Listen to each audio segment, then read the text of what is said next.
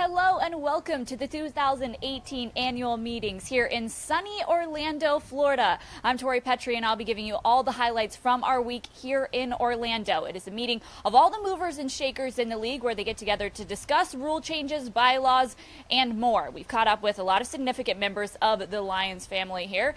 Team President Rod Wood, General Manager Bob Quinn, and Head Coach Matt Patricia. They've all had important things to say about the team, free agency, and rule changes that have been proposed here. So without further ado, we'll get right into our conversations with them, starting with head coach Matt Patricia. I caught up with him today to talk about what it's been like working with Bob Quinn, as well as some of his free agent signings. Take a look. We talked a lot when you were hired about that chemistry with Bob Quinn. You guys actually got to put that into action during free agency. Where did that relationship between the two of you guys come in handy when you were going through that process? Yeah, you know, it really, what was great for us is that it cut down a lot of information as far as communication. Hey, what do you think about this? Or really trying to define exactly some of the different areas that we were looking at. Just made all of the conversation very direct, very quick, and we could make those decisions, you know, that we thought was best pretty easily. He talked to us about how there had been some past interest in LeGarrette Blount, bringing him in the past, but he said it has to be mutual. But one of the things that drew him about this year was working with you. Tell us about your relationship with LeGarrette. Yeah. LeGarrette is one of the guys that I'm, you know, just really enjoy being around a lot. He's a high energy guy. He has a whole just uplifting personality that when you get into that long season grind, he can really kind of pull out the best of everybody and just keep it moving. Plus, he's obviously a really, you know, phenomenal football player on the field. Someone that has a tremendous presence in, you know, just the physicality of playing offense. So he and I are really close, but, you know, I enjoy those relationships with a lot of the players that I've coached before. And certainly when he walked in the building, it was like family walking in, so it was great. You guys addressed the linebacker position, added a couple new guys there. Bob said yesterday that you wanted to get bigger at a couple of spots there. Why does that work better for your defense? Yeah, I mean, usually and generally the bigger they are, the harder they hit, so that's kind of a general term. But just the guys that I've had the privilege to coach before, some of those linebacker types have been a little bit bigger on scale to be able to play on or off the ball or have some flexibility from that standpoint. But we'll have guys of all different skill set, and when we get them out on the field, and whoever can do exactly what we're asking them to do at the highest level, then those are the guys that'll be out there. Just a couple of weeks, less than 2 weeks, you're going to be in that building with your players. You're going to get to talk to them. What will that be like for you, and what message do you want to send? Yeah, I mean, that's probably the most exciting thing for me, is to be able to kind of get in front of the group for the first time and be able to, talk about philosophy and ideas and where we want to go as a team and set those kind of parameters and goals and all those different aspirations that we have. And it's really a great opportunity for them to get to know who I am, what I'm about, what's important to me, and then obviously to reciprocate that, then I get to learn about them. And just to be in that environment, to get back to football is probably what's most exciting. What's been your favorite part of the last almost 2 months of being head coach?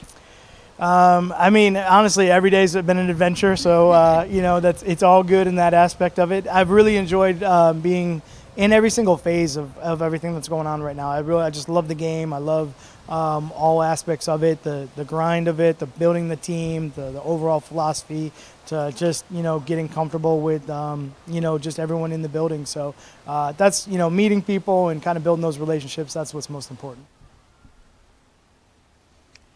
Joining me now to help break down everything that Matt Patricia said this week is DetroitLions.com's Tim Twentyman. Tim, we heard from Matt Patricia quite a bit this week. We talked to him yesterday. We had a breakfast with him and all the other coaches around the league this morning, and then I talked with him this afternoon. All those conversations, what stood out to you from Coach Patricia? Well, I love the breakfast part of it, by the way. We learned a little bit. We get to sit down with him for an hour. We learned Matt Patricia likes NASCAR, which I know you like. You are a NASCAR person yourself. And some of the books he read and some of the stuff. So, it's good not only to talk football, but you get to know the guy more on a informal level as well. And it's too, especially which is good when it's a guy that you don't know as well. Exactly. So, and he was curious, asking around the table what other people like to do. So, a very personable guy. Yes. But, getting down to the football part of it, I think the two things that stood out to me from the breakfast this morning were, we asked him about, where he thinks this team still has some needs. And the first position he talked about, and the only position he talked about, was tight end. So, obviously, he sees a considerable need there. Obviously, they signed Luke Wilson. They have Michael Roberts, but those are the only two guys on the roster roster that have any experience in terms of NFL action. So, look for that to be a position they look to bolster in free agency, maybe when guys are released in August, or even next month's draft. That's certainly going to be one issue. And then the other thing that jumped out to me too is we got a little bit more in depth about that defense. Paul Pasqualoni, I said it right. You I did. know you were worried about it. It was something that went on before camera here, but he said it right. We got it. We got it. But he talked a little bit about how that defense is going to work. That he's going to probably call the plays. Obviously Matt Patricia is going to have input in all three aspects of this football team. But like Bill Belichick did with him in New England, he kind of, let him run that defense, call the plays, and Bill Belichick was an advisor, a guy who set up the scheme and sure. Things like that. And I think that's how the defense is going to run here with Matt Patricia and Paul Pasqualoni. And in the extended version of that interview that you can find on DetroitLions.com, I asked him about his relationship with Pasqualoni. He talked about how they really have the same philosophies, so they believe in the same things football-wise, so it makes sense to have him calling those plays. But I know we've all been wondering exactly who would be calling that defense, and I think we got some answers for that this week. It's going to be Paul.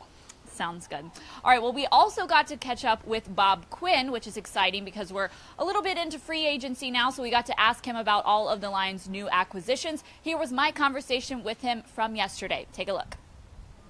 The pedigree that he came from, that was very appealing to different guys that we had in for visits, and the way that Matt can use players defensively, especially, put them in position to make plays and kind of hopefully take their careers to the next level. I think was important for some guys, but I think a lot of guys gave us great feedback from just the direction our team is heading. With hopefully being an up-and-coming team that 9-7 the last 2 years, but hopefully we have greater aspirations to be better than that. One of the areas you addressed was you brought in several different linebackers. What did you like about Kennard, Jones, Freeney that they bring to this team and the scheme that Matt Patricia is going to run? Yeah, they all have versatility. They all have size, which I think that's one of the big things that just in the scheme change that we're going through defensively, we want to add bigger linebackers. So I think all the guys we've added, from Kennard to Christian Jones to just today Jonathan Freeney, they're all bigger guys, and I think that kind of fits into what Matt believes in and really what the new scheme is going to be all about, providing matchup problems for the offense in terms of pass rush, coverage, and also defending the run. One of the most biggest pieces of news during free agency was Eric Ebron being released. What went into that decision? Yeah, it was a tough decision that kind of came down to the end, that final day there. So really just it was a financial decision with how much that contract was for what the kind of role that Eric was playing. So it was a tough decision. We had multiple conversations with Eric, so he kind of knew what was going on through the entire process. And at the end, we had a few trade conversations, but never anything that really got going. So we made that decision. I think I want to wish Eric a great career in Indy, wherever he ends up after that. Have a great deal of respect for how he worked and how he matured over my couple years that I was with him. Then you brought in LeGarrette Blount at the running back position. You said you were probably going to add a running back to that room during free agency, during the draft, one or the other, maybe both. What do you think he brings to that room? He brings in a toughness, a size, power, winning pedigree, and really an attitude about playing a physical brand of football. When you see him run, that's what you start talking about. You see him breaking tackles, scoring touchdowns. He brings a different size and power element than we have on the team. You mentioned that there might have been some interest in him in previous years. What was it about this year that made you guys kind of match up and he wanted to come here?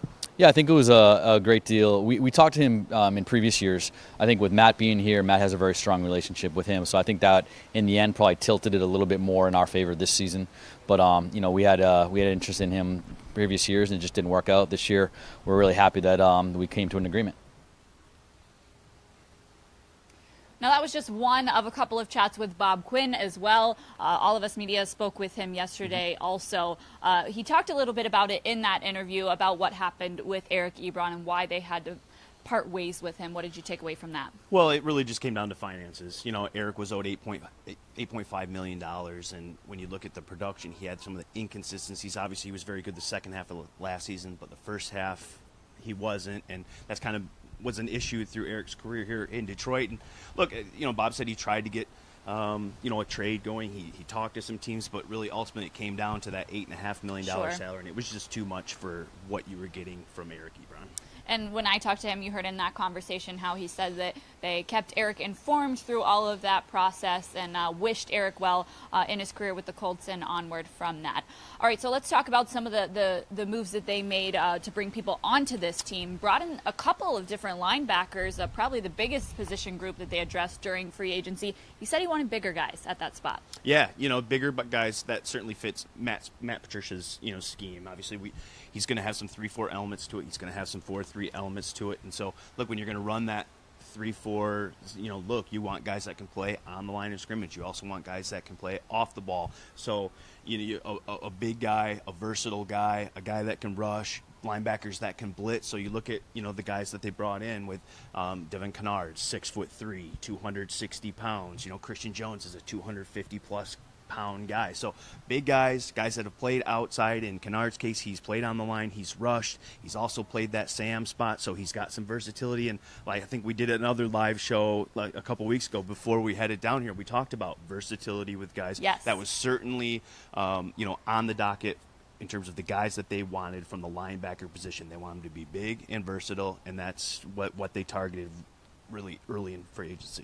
I thought it was interesting how he talked about LeGarrette Blount and how he said that there was interest in him in past years, but in free agency there has to be mutual interest to bring guys in. But this year the key to that mutual interest with LeGarrette Blount was Matt Patricia. I talked to Patricia. You guys heard it in that interview just about how close his relationship is with him, and I think that that's going to be a fun relationship to watch. And it's interesting too because maybe you don't see that a whole lot because you've got a defensive coordinator and a running back. They're not in the meeting rooms together. But, Matt said when he would, cross LeGarrette in the hallway, there'd always be a couple jokes before they, got back to football and got serious. And, I thought it was interesting. Matt talked about wanting to form those kind of similar relationships here in Detroit with all his players. He wants to build a family atmosphere. So look for him to build those relationships, not just on defense and in the linebacker room and where he's going to focus, but across the football with the quarterbacks, running backs, receivers, linemen. He wants to build a really family atmosphere in Detroit. And that was one thing he talked about this morning. And you mentioned it, and this isn't hard football news, but just from our observations and interacting with him, it seems so genuine that he really does want to create those relationships with players, because he was even starting to create those relationships with us, the media that he's met with just a couple of times. Just that lull in conversation at the breakfast this morning, he started asking the other people about the table about themselves, and we're like, hey, Coach, we're here to talk about you. So that's just a small example of his personality and his willingness to actually get to know other people. And he brings that up a lot when he talks about his players who he'll be meeting with in just a couple of weeks now, less than 2 weeks till players are back in the building. And I think we saw some of that today. Yeah, and I think one other quick thing from the Quinn interview too was, we asked him about the draft picks. He obviously had 10 when he first came here in 2016. Last year he had 9 picks. He's only got 6 picks this year. That's tied for the fewest in the league. And he said he is very much open to collecting more picks. He's obviously done a terrific job in terms of drafting talent, guys that could help right away, and so the more picks the better, certainly in a class that's talented in areas where the Lions could certainly look to upgrade. All right, now one last interview that we want to show you here. We talked with team president Rod Wood. This gets into the business side of things. Obviously a big part of what happens here at the owners' meetings is those business proposals. And Rod Wood talked to us a little bit about why that draft bid did not come to Detroit, and a little bit about their stance on where they stand with those rule changes that were proposed today. Take a look. Yeah, I was a little disappointed. I wasn't completely shocked. The issues around our bid were primarily conflicts with the stadium. We're hosting the next several years I think it's called the International Robotics Convention. So it's like 50,000 people that come in and have built robots to do different things. And one of those weekends conflicted with the 19 draft, so we were out completely. It also conflicted with the 20 draft, but they had agreed with 2 years advance notice they would move their event to a different weekend. So when we went in, there were 8 finalists. We were the only city that couldn't host it both years, so we were only really bidding on 2020. 2020 is the 100th anniversary of the NFL, and I think that they probably have designs on a whole series of celebrations that might include the draft being in a very specific location. They're going to start looking at 2021 and beyond, and we'll be right back in the mix for that. And so hopefully we'll get one, if not the next 2, one shortly thereafter. We are in the final stages of bidding on another Final Four to come back to Detroit. It's a 5-year window. I think it's the 2023 through 2026 years.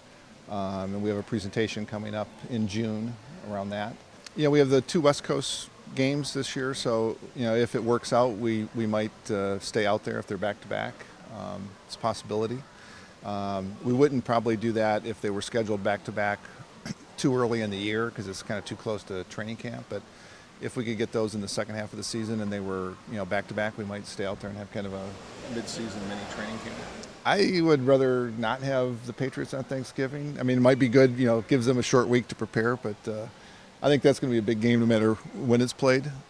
I think Thanksgiving's kind of, division opponents are fun, and we'll see what the schedulers give us. So I bet it won't be Minnesota three years in a row. We'd like replay to be as used as possible to get things right. I think what they're trying to do with the catch is a good thing. All these things that we've felt in Detroit with the Calvin Johnson rule and catch. I think getting that fixed, and when a catch is obvious to everybody except super slow motion, frame by frame, that both takes a long time for the game to get officiated that way, and also I think takes away from an exciting play. So I think if you can get, when the guy catches it and gets 2 feet on the ground, it's a catch, and I think that's a good thing too. So I think for the most part we're going to be in favor of all the rule changes. We met with our concession company Levy last week, and they do the Falcon Stadium too. So we were able to hear firsthand some of the learnings from them, and I asked them to kind of go back and come back to us with ideas that maybe we could learn and implement at Ford Field. We're definitely going to continue our power hour where we open early and have basically the same pricing for the first hour of the stadium that Atlanta has. We're going to add 2 more locations this year at Ford Field, so we'll have 4 of those. So try and get both people in, benefiting from the lower prices, and then get them in the seats so that we have the great home field advantage. You heard Rod Wood talk about that catch rule. Now, he said all of that before it was voted on, and it was voted on and unanimously approved. So the NFL has a new catch rule. Surviving the ground is dead. Finally. Finally. And it's look, they simplified the rule, which was way overdue, dating back to, as Lions fans know, the Calvin Johnson play and the Des Bryant play a few years ago. But really, it's simple. Look, you have to have control of the ball. You have to have 2 feet or body parts down and make a football move, which is a third step or reaching for a goal line. So it's really simple. There's no more movement of the football. There's no more surviving of the ground. I think it's going to really simplify things. A lot of the plays that we saw the last few years that were not touchdowns are now going to be catches and fumbles. So one byproduct of this, we might see a few more fumbles because of this rule, but we all know what a catch is. I think you guys know what a catch is, and now the NFL is going to know what a catch is, so it's all good. Hopefully we will see this rule kind of simplify things back down so that there are less reviews and less questions and less frame-by-frame judgment of whether something was a catch or not.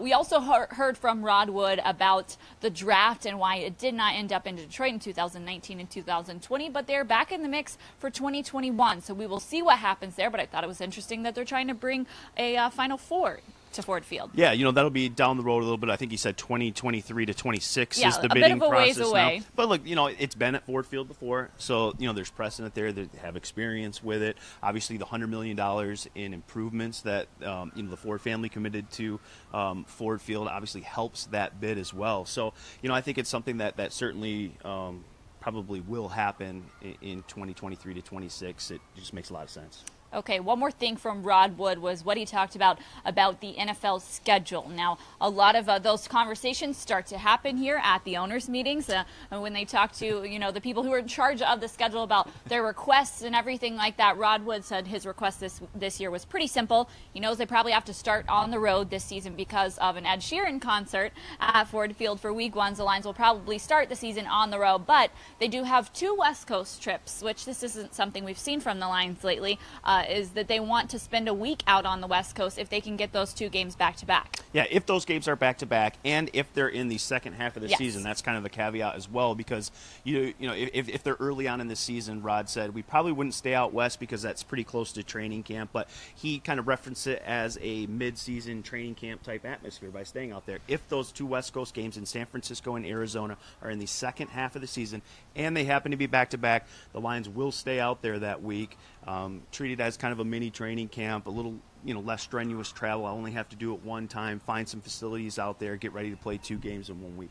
And that's common. Teams have made habits of that lately, of just kind of spending that extra week out there instead of taking the toll on your body for all of the travel for 2 back-to-back West Coast games. He also said that he is in favor of having a divisional opponent on Thanksgiving. Some people suggested maybe Patriots on Thanksgiving, but he says that's going to be a big game any weekend that you play it, so why not put it on a different weekend so you get 2 big games? Yeah, and probably not Minnesota. They've played Minnesota the last 2 years on Thanksgiving, so it's unlikely that the league would put it a 3rd year in a row. So could we see Green Bay?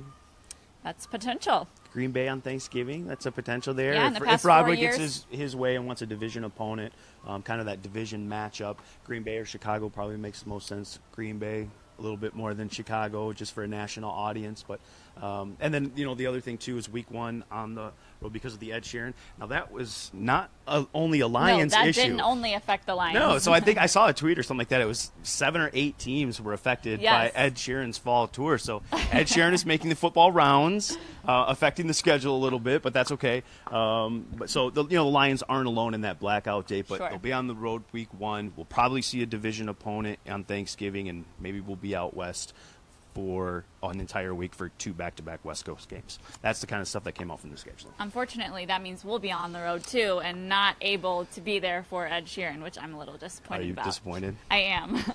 All right, well, that wraps it up from the owners' meetings here in sunny Florida. We thank you for tuning in to our live stream. Stay with us this offseason because we have coverage of all the upcoming events, including when players return back to the building in just a couple of weeks. Thanks, guys. For DetroitLions.com and Tim Twentyman, I'm Tori Petry.